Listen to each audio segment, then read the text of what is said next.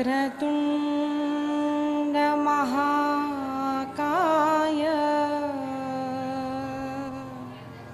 सूर्यकोटि समप्रभ निर्विघ्नं कुरु मे देव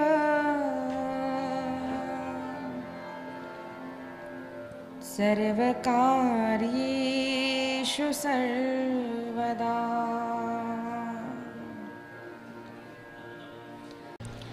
मातृदेवो भव पितृदेवो भव आचार्यदेवो भव अतिथिदेवो भव परस्पर देवो भव। सारी प्रजा ने देखा है कि कंस का उद्धार हो गया है, सारी प्रजा में आनंद आनंद आनंद है। और भगवान कृष्ण बलदाऊ माँ बाबा को छुड़ाने गए हैं। उग्रसेन महाराज को कारागृह से छुड़ाया, माता पिता को छुड़ाया, उनको प्रणाम किया है और कहा बाबा क्षमा कीजिए, मातरम पितरम वृद्धम भार्याम साध्वीम सुतम शिशुम। बाबा पुत्र को चाहिए अपनी भार्या के साथ माता पिता की सेवा करे, क्षमा कीजिए मैं नहीं कर पाया, लेकिन अब मैं आपकी खूब सेवा करूंगा। सभी को आनंद हुआ, लेकिन नंद राय और सारे गोप बालक दुखी हुए हैं। नंद बाबा को पता चला कि यह हमारा पुत्र नहीं वसुदेव का पुत्र है।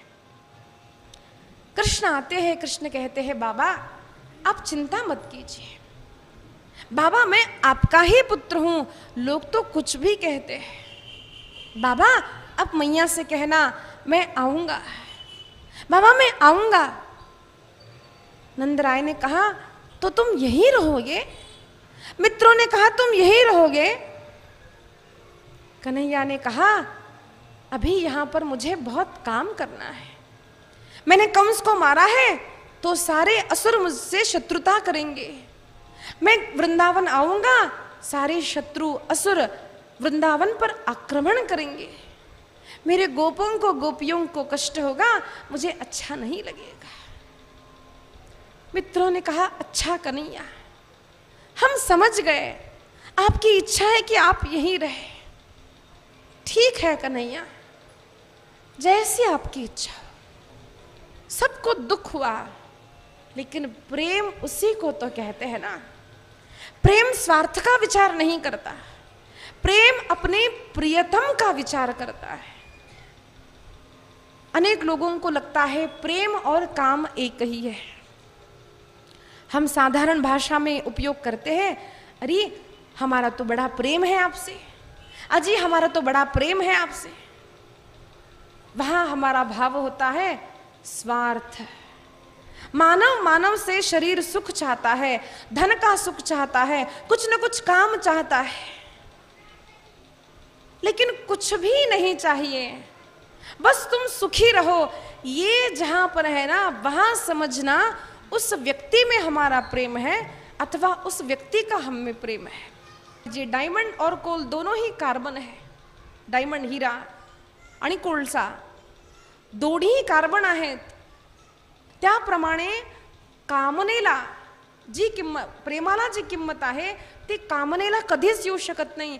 प्रेम सदैव श्रेष्ठ है और काम सदैव ही कनिष्ठ है।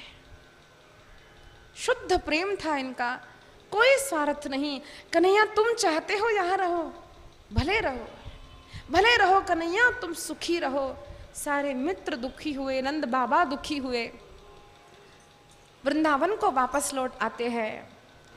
आज वसुदेव देवकी को बड़ा आनंद हुआ, पुत्र प्राप्ति होने पर जो संकल्प किया था वह 10,000 गौओं का दान दिया है, ब्राह्मणों से पूजन करवाया। उग्रसेन महाराज ने कहा कन्हैया तुमने अपने युद्ध कौशल से, अपनी नीति से यह राज्य जीता है, तुम राजा बनो। कन्हैया ने कहा बाबा मैंने तो अपना कर्तव्य किया, मैंने राज्य के लिए यह सब नहीं किया, आप ही राजा रहिए। उग्रसेन का राज्याभिषेक हुआ है। उग्रसेन कंस के पिता है, स्वयं अपने बाबा को उसने कारागृह में डाल दिया था। हमने सुना ना असुर कौन है, अपने स्वार्थ के लिए लोगों को त्रास देने वाले ही असुर है। उस उग्रसेन महाराज को छुड़ाया। वसुदेव और देवकी ने कन्हैया का द्विज संस्कार कराया।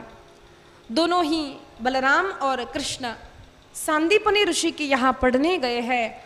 अल्पकाल सब विद्याई, भगवान को क्या पढ़ने की आवश्यकता है, बस हमको ये मार्गदर्शन देने के लिए कि जीव मात्र को गुरु की आवश्यकता है। इसीलिए भगवान गुरु के पास जाते हैं। कुछ ही दिनों में सारी विद्या ग्रहण कर ली, वापस लौट आए। अब देवकी माता देखती है कि कन्हैया कुछ दुखी रहता है, अकेला अकेला रहता है, किसी से बात नहीं करता। माँ ने पूछा, कन्हैया ने बताया नहीं। तो कन्हैया के ही समान दिखने वाले उद्धव उनके मित्र थे। तो देवकी माता ने उद्धव से कहा, उद्धव जाओ तुम कन्हैया से पूछो कि कन्हैया दुखी क्यों है। उद्धव ज्ञानी भक्त थे, सर्वत्र परब्रह्म है ये जानने वाले थे। मानव तो माया के कारण दुखी है, जो नहीं है उसका भास होना, जो नहीं है उसको मानना, यही तो माया है। ये उनका भाव था। ज्ञानी भक्त उद्धव कृष्ण के पास आते हैं, कहते हैं, कृष्ण क्या बात है, तुम दुखी क्यों हो। कन्हैया ने कहा, उद्धव क्या कहूं, उद्धव मोहे ब्रज बिसरत ना है। उद्धव मुझे वृंदावन की बहुत याद आती है, मुझे गोपियों की माँ की बहुत याद आती है, मुझे बाबा की याद आती है। उद्धव ने कहा, अच्छा तो पत्र लिख दो ना। कन्हैया कहता है, उद्धव अरे मैंने एक बार नहीं 1000 बार प्रयत्न किया पत्र लिखने का। जैसे ही कलम लेता हूं लिखने के लिए, मां लिखता हूं तो आंख भर जाती है, हृदय भर जाता है, मैं कुछ लिख ही नहीं पाता। उद्धव मोहे ब्रज बिसरत ना है। तो उद्धव ने कहा, कन्हैया मैं जाऊं ब्रज को, आपके मन की जो बात है क्या मैं उनको बताऊं। तो भगवान ने कहा, उद्धव तुम जाओगे। उद्धव ने कहा, हाँ प्रभु मैं जाऊंगा, आप बताइए आपको क्या बताना है। भगवान ने कहा, उद्धव ये जो गोपियां है ना वो प्रेम की मूर्ति है। उद्धव मुझसे इतना प्रेम करती थी, गोपियों की बातें कही, गोप बालों की बातें कही, मित्रों की बातें कही, वृद्ध गोपों की बातें कही, मैया की बातें कही, सब सुन लिया। भगवान ने कहा, देखो उद्धव वहां जाना और गोपियों को प्रणाम करना। ये गोपियां कोई साधारण नहीं है, उनको मेरी वार्ता कहना। उद्धव ने कहा, प्रभु ये गोपियां कुछ पढ़ी लिखी है क्या। तो भगवान ने कहा, अरे वो पढ़ी लिखी नहीं है, लेकिन मुझसे बड़ा प्रेम करती है। अब उद्धव ज्ञानी भक्त थे, उद्धव को लगा ठीक है मैं समझा दूंगा। तो उद्धव अपने रथ से सुबह होते ही निकल पड़े, लेकिन अक्रूर की तरह नहीं, कोई चिंतन नहीं है, बस अखंड ब्रह्म को जानने वाले ज्ञानी भक्त उद्धव सुबह हुई और शाम को पहुंच गए वृंदावन। वृंदावन पहुंचे, सारे लोगों को लगा अरे कृष्ण का ही रथ आ गया है। दौड़ते दौड़ते दौड़ते आए, देखा तो अरे ये तो दूसरा ही है कोई। सारी गोपियां थी। उद्धव ने गोपियों से पूछा, अरे गोपियों ये नंद भवन कहाँ है। गोपियों ने कहा वहां है। दुखी हो गई, देखो वहां है जहां से यह जल बहता आ रहा है। मतलब अरे ये जल नहीं है, ये नदी नहीं है। नंद बाबा यशोदा इतना रोते हैं, इतना रोते हैं कि बस नदी बह चली है। अरे जहां ये नदी ले जाए ना वही नंद भवन है। तो उद्धव का पहला धक्का लगा कि अरे इसी समय तो रोज कन्हैया आता था, जाते जाते कहता बाबा ठीक हो। कितना प्रेम था बलदाऊ कृष्ण का हम पर। उद्धव ने देखा वृद्धों के बीच कृष्ण, गोपियों में कृष्ण है। गोप बालक खेलते खेलते दौड़ते आए, अरे कन्हैया आया। देखा कन्हैया नहीं है, गोप बालों में कृष्ण है। यहां मां को दिखा प्रातः काल कि आज पेड़ पर कौवा आकर बैठा है। कौवा काऊ काऊ काऊ करता है तो मां कहती है कुछ कोई आने वाला है, बताना मेरा कन्हैया आने वाला है। पहिला तो गे काऊ को कता है,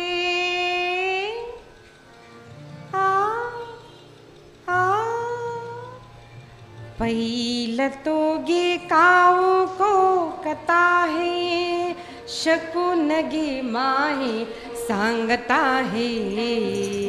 पहिला तो गे काऊ को कता है,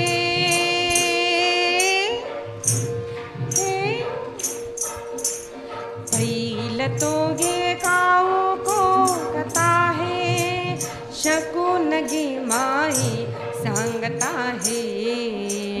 पहिला तो गे काऊ को कता है, उड़ उड़ रे काऊ तुझे सोने निमड़ भी न पाऊं। उड़ उड़ रे काऊ तुझे सोने निमड़ भी न पाऊं। पाहुने पंढरी राऊ तया से येती, पहिला तो गे काऊ को कता है,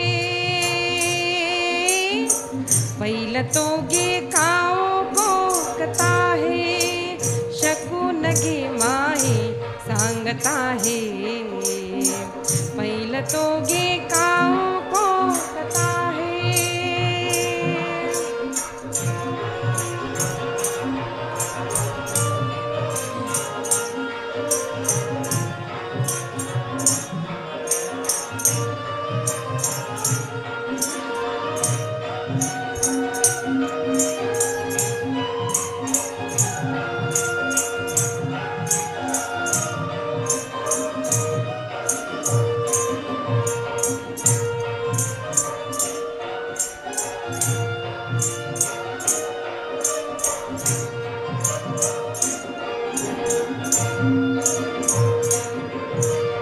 दही भाताची उंडी लावीन तुझे तोंडी, दही भाताची उंडी लावीन तुझे तोंडी।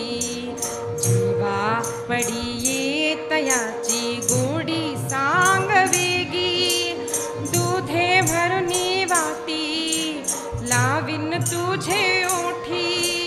सत्य सांगे गोठी विठो येईल काही, पहिला तो गे काऊ को कता है, पहिला तो गे काऊ को कता है, शकुन गे माहे सांगता है। पहिला तो गे काऊ को कता है।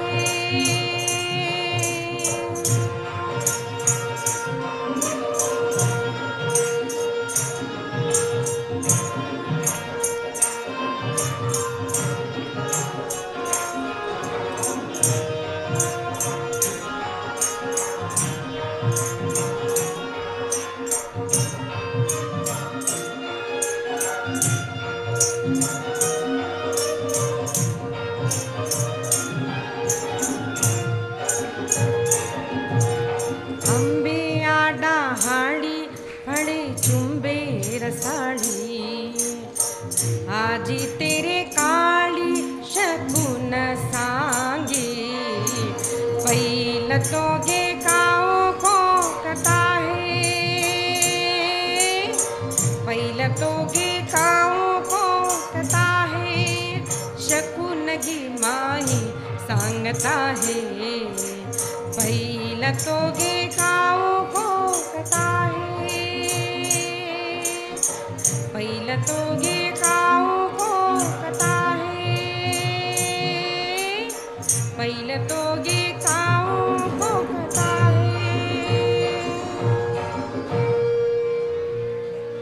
माँ कौवे से पूछती है, आज कोई आने वाला है? अरे बता, कन्हैया आने वाला है, ये बता, मैं तेरी चोंच को सोने से मढ़ दूंगी। अरे तुझे मैं माखन खिलाऊंगी, दही दूध खिलाऊंगी। पूछते पूछते उद्धव नंद भवन तक आए हैं। रथ से देखते हैं कि आंगन के वृक्ष में ऊपर नंदराय चढ़े हैं, हाथ में कटोरी ली है और बोलते हैं, अरे कन्हैया देख मैं माखन लाया हूं, अरे नीचे उतरना, अरे कन्हैया देख माखन खा ले। एकाएक लगता फिर जागृत हो जाते हैं, अरे यहां तो कन्हैया नहीं है। ऊपर कन्हैया, नीचे कन्हैया, कन्हैया कन्हैया कहते हुए बाबा रोने लगते हैं। नंद भवन के द्वार तक गए तो देखा मां बावरी सी हो गई है। पल्ले को झुलाती है, अरे कन्हैया तू सो जा, अरे छोटा सा कन्हैया तू सो जा। झुलवा पाळणा पाळणा बालकृष्णाचा, झुलवा पाळणा पाळणा बालकृष्णाचा। जो जो रे बाळा जो जो रे, जो जो रे बाळा जो जो रे। झुलवा पाळणा पाळणा बालकृष्णाचा, झुलवा पाळणा पाळणा। राजस्वरूपण डोई टोपना पाहुन चुकतो चाळा, लिंग लोल उतरागलो कर दृष्ट लागल बाळा।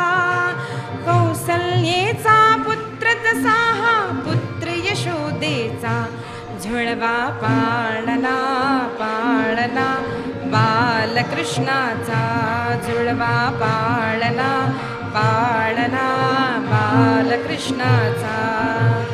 जो जो रे बाळा जो जो रे, जो जो रे बाळा जो जो रे, जो जो रे बाळा जो जो रे। उद्धव ने देखा मां पालने को झुला रही है, गाना गा रही है, कन्हैया सो जा बेटा सो जा। एकदम जागृत हुई, अरे यहाँ तो कन्हैया नहीं है। नीचे बैठ गई, रो रही है, अरे कन्हैया तू कहाँ चला गया। आज ज्ञानी भक्त उद्धव का मन हिल गया, अरे मैं तो केवल सर्वत्र कृष्ण है ऐसा समझता था, जानता नहीं था।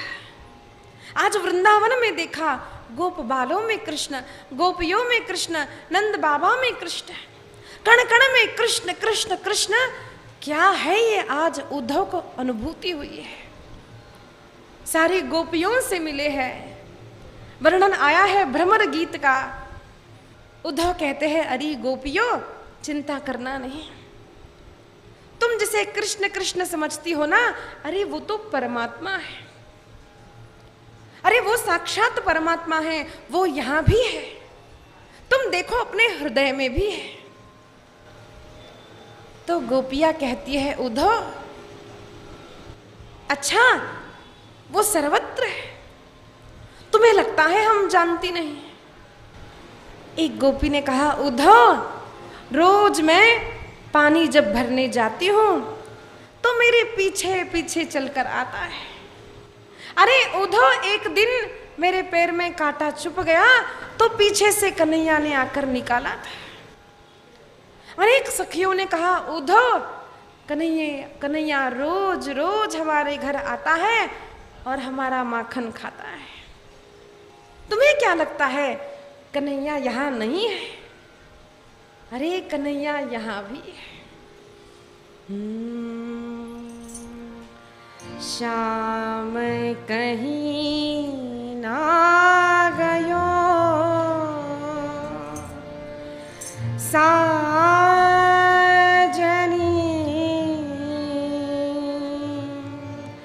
साजनी, श्याम कहीं ना गयो साजनी साजनी।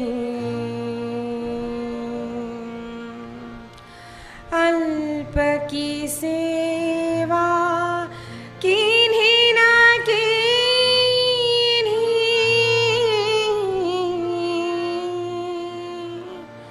अल्प की सेवा कीन्ही ना कीन्ही, तो फल मांग लियो दारुण मान गो करी करी, दारुण मान गो करी करी, अब पछताय रही।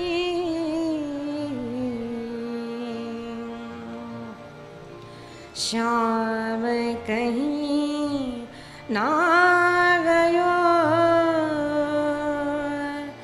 साजनी साजनी। आवत ठे दधिलेन सदन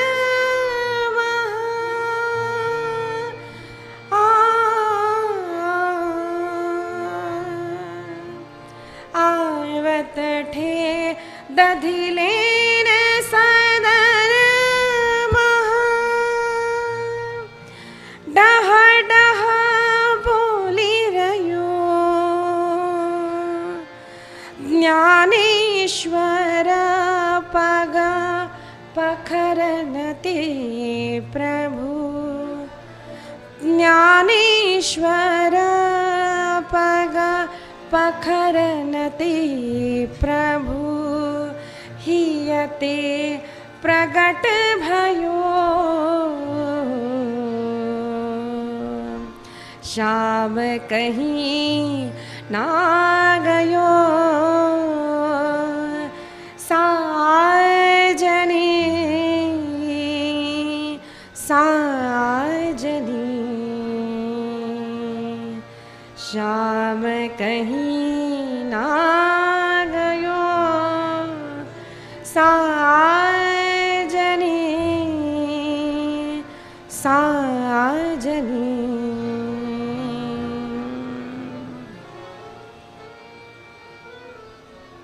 गोपियों ने कहा कन्हैया श्याम कहीं ना गयो, घर आता है डह डह बोलता है, हमारे माखन को चुराता है उद्धव। कन्हैया तो हमारे मध्य में ही है, हमारे हृदय में ही है। एक दिन रहकर गोपियों को ज्ञान देने के लिए आए थे उद्धव, 6 मास व्यतीत हो गए, पता भी नहीं चला। ज्ञान का अहंकार था, अहम नहीं गया था। गोपियों की कृपा से उद्धव को कृष्ण भक्ति क्या है यह ज्ञान प्राप्त हुआ।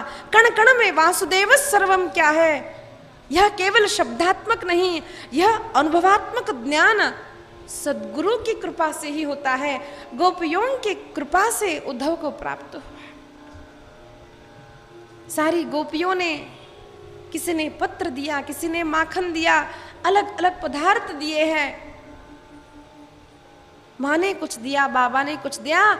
आज उद्धव निकले, आज पैर उठता नहीं, पैर भारी पड़ गए। उद्धव बड़ी मुश्किल से वृंदावन से मथुरा आए। कृष्ण से कहा, कृष्ण अब मोहे भी ब्रज बिसरत ना है। सारी वार्ता कृष्ण से कही। शुकाचार्य वर्णन करते हैं राजन, उद्धव कृष्ण की वार्ता हुई। श्रीमद् भागवत का पूर्वार्ध परिपूर्ण होता है, उत्तरार्ध आरंभ होता है। यहाँ पर अस्ति और प्राप्ति की कथा आती है। आरंभ में अस्ति प्राप्तिश्च कंसस्य महिष्यो भरतर्षभ भृते भर्तरि दुखार्ते ईयतुस्म पितृगृहाण। अस्ति और प्राप्ति की कंस की पत्नियां अपने पिता जरासंध के पास आती है, कहती है बाबा कृष्ण ने हमारे पति को मार दिया। जरासंध कृष्ण से वैर करता है, अनेक बार अनेक सेना को लेकर जाऊंगा, उस कृष्ण को मारूंगा।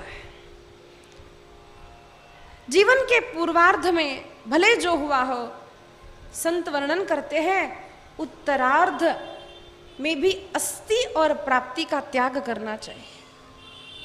अस्ति यानी यह है, प्राप्ति यानी यह चाहिए।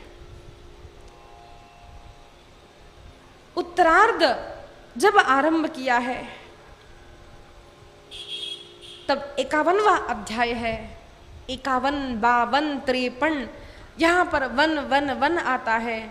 संत वर्णन करते हैं जब जीवन के 50 पूर्ण हो जाए तो हमें वन जाना है, यह हमें याद रखना है। भले ही वन न जाओ, भले ही घर में रहो, हमने जो सप्तम स्कंद में सुना था वानप्रस्थाश्रम, उसका स्वीकार करना है। 50 होने के बाद भी यह चाहिए वह चाहिए, ये ठीक रहे वो ठीक, घर पर ही घर के बहू बेटों में ही ध्यान लगा रहा ना तो फिर कठिन है। मृत्यु के समय आसानी कब होती है? जब उसका अभ्यास होता है। हाँ, मृत्यु आएगी, धीरे धीरे मन को तैयार करना है। अरे 50 हो गया तब भी अगर हम अपनी मृत्यु की तैयारी नहीं करते तो कब करेंगे? संत वर्णन करते हैं अगर तैयारी नहीं की तो जरासंध की सेना आती है ना, सफेद बाल हो जाते हैं। अब भले हम डाई से उसको कवर कर ले, भले दांत नहीं है तो झूठे दांत लगा ले, लेकिन थोड़ा समझ आ ही जाता है कि बूढ़े हो गए। अब बूढ़े माताओं को भी ऐसा लगता है मुझे तो बहन जी ही कहे। मैं एक जगह बाहर गई थी तो मुझे रास्ता पता नहीं चल रहा था, तो सामने एक ड्रेस पहन के ऐसे खुले बाल वगैरह थे, तो मैंने कहा हाय सिस्टर, तो उसने ऐसे पीछे मुड़ा तो 80 साल की बूढ़ी अम्मा थी। मैंने कहा aunty, no no no, you can call me sister. अब ये ना छूटता नहीं है, मैं जवान, हम आंटी यानी दादी, मासी, ये बुलाना हमको अच्छा नहीं लगता। वैसे हम लोग नहीं बुलाते, सभी अभी क्या हो गए, पूतना आंटी, हम लोग आंटी हो गए, सब aunty aunty aunty, uncle uncle uncle. तो किसी ने आंटी बुलाना, अरे तुझे मैं आंटी दिखती हूँ, दीदी बोल। भले भले अपने कंधों के समान बच्चे हो गए हो, हमको अच्छा नहीं लगता। तो मैं मरने तक भागवत की सेवा का कथा करना चाहती हूँ, तो दांत लगाऊं। तो संत कहते हैं अपनी मृत्यु की तैयारी करनी चाहिए, नहीं तो जरासंध की सेना आती है। जरासंध ने अनेकों बार भगवान कृष्ण की नगरी पर जब आक्रमण किया तो भगवान ने जरासंध को मारा नहीं, क्योंकि वो जानता था असुरों का वो डॉन था। अब ये डॉन का काम क्या होता है, हम लोग सुनते ना अंडरवर्ल्ड डॉन, तो वो करते क्या है कि अगर 10 मर गए तो और 10 को तैयार करते हैं। अगर वो डॉन मर गया तो सारे छोटे छोटे पिल्ले छिप जाते, तो सारे पिल्लों को बाहर निकलना है, तो इसको मारना नहीं है, उसको मारा नहीं। और सारी बड़ी बड़ी सेना को जब लेके आते हैं भगवान, सभी सेना का परास्त कर देते हैं। एक बार काल्यवन आया, भगवान ऐसी लीला करते हैं कि भगवान रणांगण से दौड़ गए हैं और भगवान का नाम हुआ है रणछोड़ राय की। तर कृष्ण पळकुटन होता। फिर मैं वीर शिवाजी की ओर आती हूँ, अभी देख रही हूँ है ना, तो थोड़ा चिंतन मैं करती हूँ उसका। शिवाजी ने केवल युद्ध कौशल नहीं सीखा था, रणनीति सीखी थी, कब भागना भी है। एक बार ऐसा वर्णन आता है, माँ भवानी के मंदिर पर आक्रमण हुआ, लोग आने लगे, अरे शिवाजी बाहर निकलता नहीं है, डर गया क्या? डरे नहीं थे, लेकिन चुपचाप बैठे थे। क्यों? अगर गुस्से से बाहर निकले तो मारे जाएंगे, छोटी सेना थी। अपना कौशल मुख्य नहीं है, अपनी वीरता दिखाना मुख्य नहीं है। यहां प्रधान धर्म था जीतना, स्वराज्य को स्थापन करना। अगर ऐसी स्थिति में कभी कभार एक्टिंग करनी पड़े, भागना पड़े तो भागना चाहिए, ये कृष्ण ने बताया। मैं सत्य में मेरी बड़ी इच्छा है, मैंने जब महाभारत गुरुदेव से सुनी, मैं गुरुदेव की बहुत ऋणी हूँ कि गुरुजी ने महाभारत की कथा प्रारंभ की। इससे पहले महाभारत की कथा नहीं होती थी। जब मैंने महाभारत सुनी तो मैंने गुरुजी से पहला प्रश्न किया, गुरुजी भागवत करूं कि मैं महाभारत कथा करूं? मैं सत्य में बोलती हूँ, आपको लगता होगा कि दीदी महाभारत यानी घर में महाभारत यानी महाभारत हो जाएगी। Fighting is not Mahabharat. महान देश भारत की संस्कृति का वर्णन, अनेक तीर्थों का, नदियों का वर्णन, ऋषियों का वर्णन, विवाह के संबंधित, विवाह किससे करना चाहिए, किससे नहीं करना चाहिए, गंधर्व लव मैरिज क्या है, किसको करनी चाहिए, किसको नहीं करनी चाहिए, कौन सी स्थिति में, अपने घर को अच्छा चलाना हो तो कैसे चलाना चाहिए, देश को कैसे चलाना चाहिए, कोई घर में ही हमसे शत्रुता रखता हो घर में तो उससे कैसे डील करना चाहिए, अपनी ऑफिस में कोई हमसे जलस हो तो उससे, ये सब कुछ छोटी छोटी मैनेजमेंट स्किल्स। मुझे तो लगता है ये मैनेजमेंट की सबसे बढ़िया पुस्तक महाभारत है। मेरी बड़ी इच्छा है महाभारत कथा करने की। मैं थोड़ा रुक जाती हूँ, मैं एक बात बोलना चाहती हूँ। मेरा एक संकल्प है, एक घर बांधना, 2 घर बांधना, 4 आश्रम बांधना, ये नहीं है। मुझे ऐसा लगता है मैं महाभारत की बहुत सारी कथाएं करूँ, सब लोगों को मैं महाभारत सुनाऊँ। मुझे ऐसा लगता है मैं कम से कम एक बार 12 ज्योतिर्लिंग में शिव पुराण की कथा करूं। मुझे ऐसा भी लगता है, मैं बड़ी लालची हूं, मैं क्या करूं। मुझे ऐसा लगता है 18 शक्तिपीठों में मैं देवी भागवत की कथा करूं, एक बार मराठी में करूं, एक बार तेलुगु में करूं, एक बार हिंदी में करूं, एक बार इंग्लिश में भी करूं। मुझे ऐसा लगता है मैं 18 पुराणों की कथा करूं। इसीलिए मैं बोलती हूँ, आप में से किसी को भी करनी हो तो संपर्क करें। हम 18 पुराण सुने, हम महाभारत सुने, अपने बच्चों को सुनाएं। ये व्यवस्थापकों के बिना नहीं होता। जैसे मेरी इच्छा है वैसी आप में भी इच्छा जागनी चाहिए। अकेले यजमान की आवश्यकता नहीं, 10 मिलकर करो। लेकिन मैं तो भगवान से यही मांगती हूँ, भगवान मैं बहुत बूढ़ी हो जाऊँ, बहुत मुझे शक्ति मिले और मैं बहुत सारी कथाएं करूँ। क्यों बताऊं? एक तो भगवान का प्रेम मिलता है, दूसरा है कि घर में एक ही भाई है, यहाँ मुझे लाखों भाई मिलते हैं।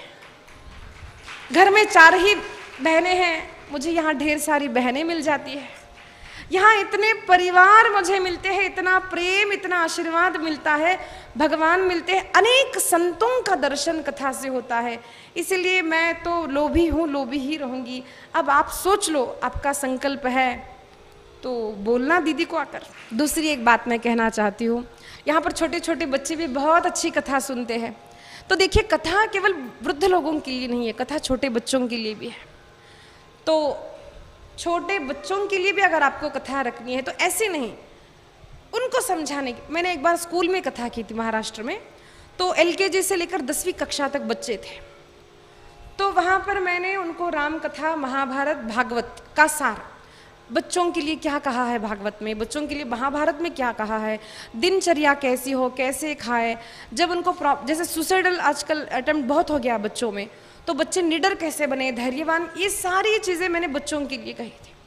अपने तरुण लोगों के, उनको बहुत शंकाएं होती है कि दीदी ये धर्म, तो मैं चाहती हूँ कि अगर आपको इच्छा हो कि स्कूल्स में, कॉलेजेस में अपने बच्चों के लिए भी आप अगर कुछ सेमिनार, 7 दिन की कथा आवश्यक नहीं, 1 दिन, 2 दिन, 1 घंटे का आप अगर रखना चाहे तो आप अवश्य मुझसे संपर्क करें। क्योंकि मेरा जीवन इसी के लिए है कि जब तक जीऊँ, हमारे भारत देश में ही नहीं, संपूर्ण पृथ्वी में हमारा सनातन धर्म क्यों बड़ा है, कितना बड़ा है।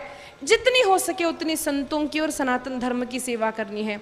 इतना ही नहीं, दूसरी एक बात है, अगर आप में से कोई टीचर बनना चाहता है, दीदी हम अपने एक महीने का, एक हफ्ता, महीने में 4 जो संडेस होते हैं, हम समय देने के लिए तैयार है।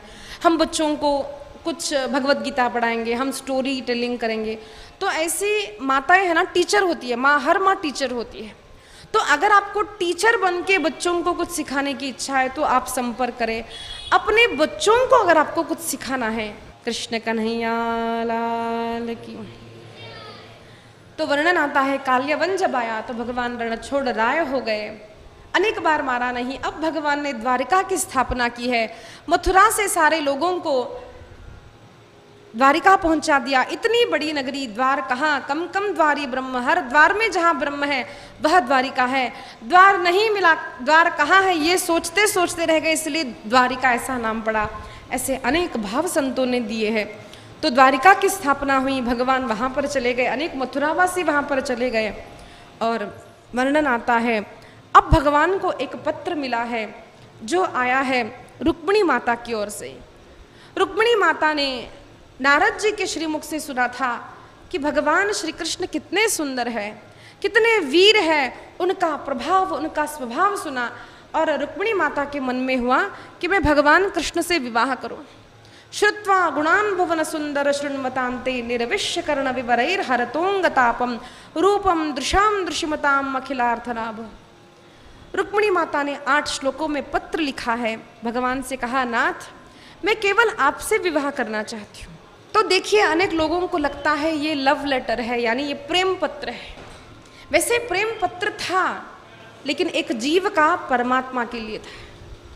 देखिए, साधारण कन्या एक पुरुष से कहती है कि मैं केवल तुमसे विवाह करना चाहती हूँ, ये अलग बात है। यहाँ रुक्मिणी माता ने कहा, मैं किसी कामी पुरुष के मुख की ओर भी नहीं देखना चाहती, यानी कामना की इच्छा नहीं है।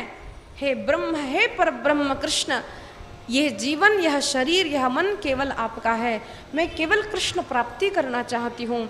इस भाव से रुक्मिणी माता ने पत्र लिखा है, ब्राह्मण को भेजा है। और भगवान कृष्ण सुबह हुई, उसी समय भगवान कृष्ण निकले हैं, पीछे पीछे बलदाऊ जी निकले हैं। वैसे रुक्मिणी माता के माता पिता को इच्छा थी, लेकिन उनके भाई को इच्छा नहीं थी। लेकिन रुक्मिणी माता ने कहा, प्रभु आप आइए, वहाँ पर आइए जहाँ पर मैं पार्वती माता का पूजन कर कर वहाँ पर आपकी राह देखूंगी। भगवान कृष्ण तुरंत निकले हैं। शुकाचार्य वर्णन करते हैं, राजन भगवान गुजरात से एक रात्रि में महाराष्ट्र पहुंच गए और देखा कि रुक्मिणी माता सुंदर श्रृंगार करके पार्वती माता का पूजन करती है। पार्वती माँ से प्रार्थना करती है, हे मैया मुझे भगवान कृष्ण की ही पति के रूप में प्राप्ति हो। नमस्ये त्वाम्बिके भीक्ष्णम स्वसंतान युताम शिवाम भूयात पतिर्मे भगवान कृष्ण सदनुमोतताम।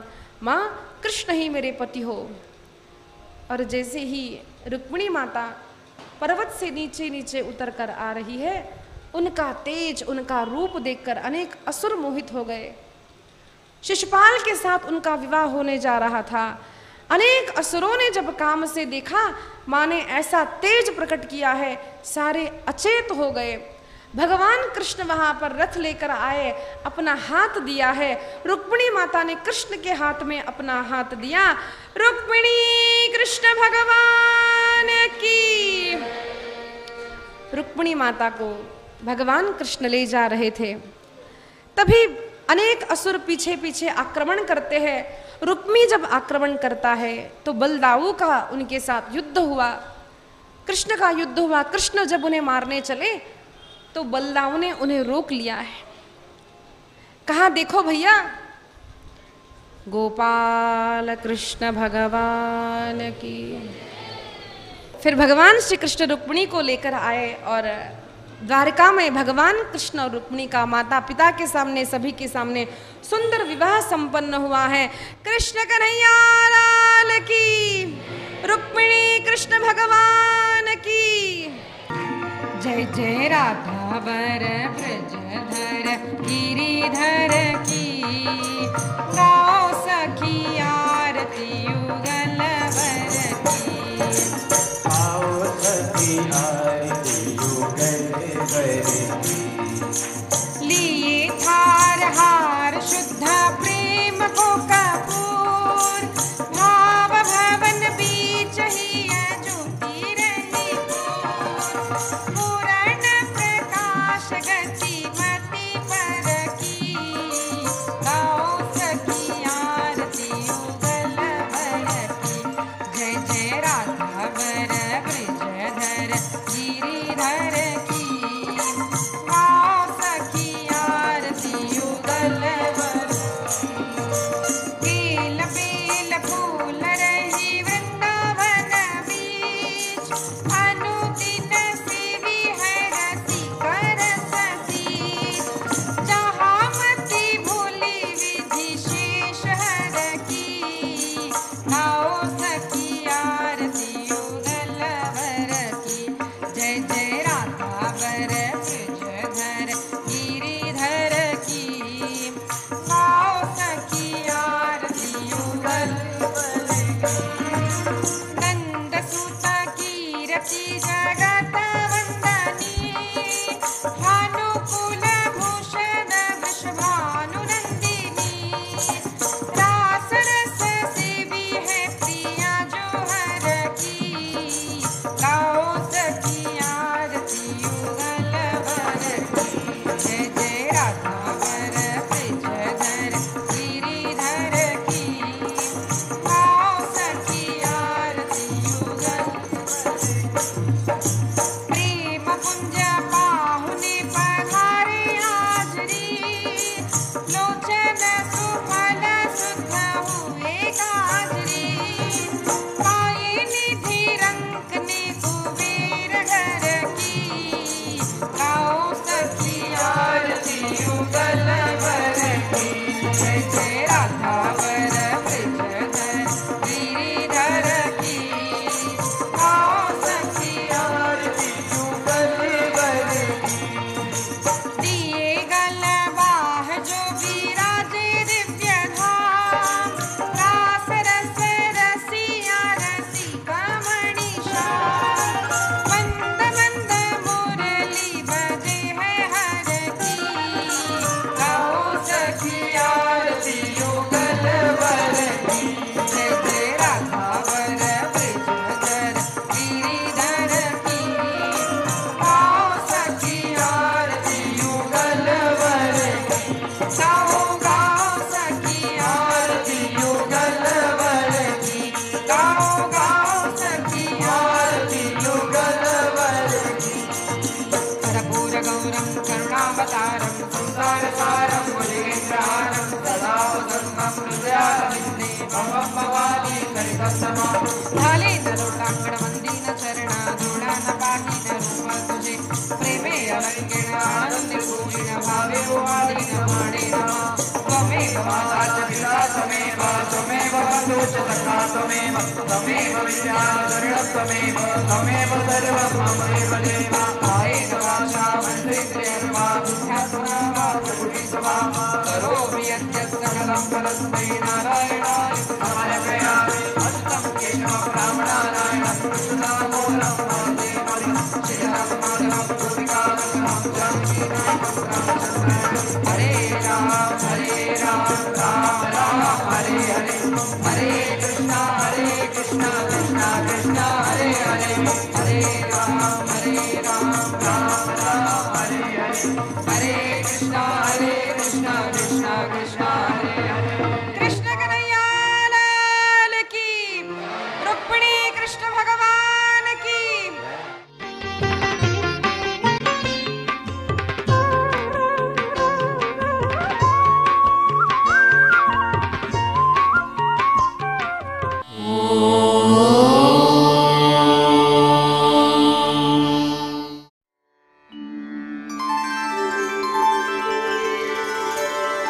विना वेङ्कटेशं ननाथो ननाथः सदा वेङ्कटेशं स्मरामि स्मरामि। हरे वेङ्कटेश प्रसीद प्रसीद। प्रियं वेङ्कटेश प्रयच्छ प्रयच्छ।